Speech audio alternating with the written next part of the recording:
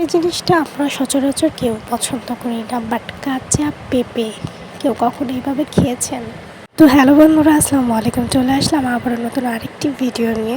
তো আজকের মূল ভিডিওর উপাদান হলো যে কাঁচা একটি পেঁপে। তো পেঁপেটিকে ভালো করে আমি ওয়াশ করে ক্লিন করে নিয়েছি। দেন পেঁপে দুটো ভালো করে ছিলে আমি এখন কুচো করে কেটে নেব আপনারা চাইলে বিভিন্ন ধরনের শেপ অনুযায়ী কেটে নিতে পারেন, যার যেভাবে ভালো লাগে। আমার কাছে এভাবেই ভালো লাগে, এতে অনেকটা সফট হয় আর খেতে অনেক ভালো লাগে। তারপর সেকেন্ড উপাদানটা হলো গিয়ে দুটো শুকনো মরিচ, যে যেরকম ঝাল খেতে পছন্দ করেন সেরকমই। আমার কাছে নর্মালি হালকা ঝালই খাবো, এটার জন্য আমি এভাবে নিয়েছি। সাথে নিয়েছি একটু বিট লবণ আর একটু সাদা লবণ এতে টেস্টটা আর একটু বাড়িয়ে দিবে বিট লবণটা।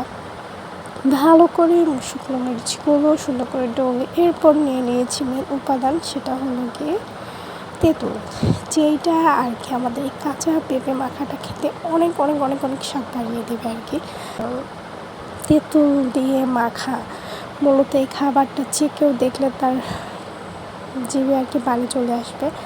আমার তো এখনও ভিডিওটা করার পরে যে এখনও তো আমার এটা দেখে খুবই খেতে ইচ্ছে করতেছে। যারা মূলত এই রেসিপিটা ট্রাই করেন অবশ্যই বাসায় একবার হলো ট্রাই করে দেখবেন, এত মজা একটা রেসিপি। সেই পর্যন্ত আল্লাহ হাফেজ, ভালো থাকবেন।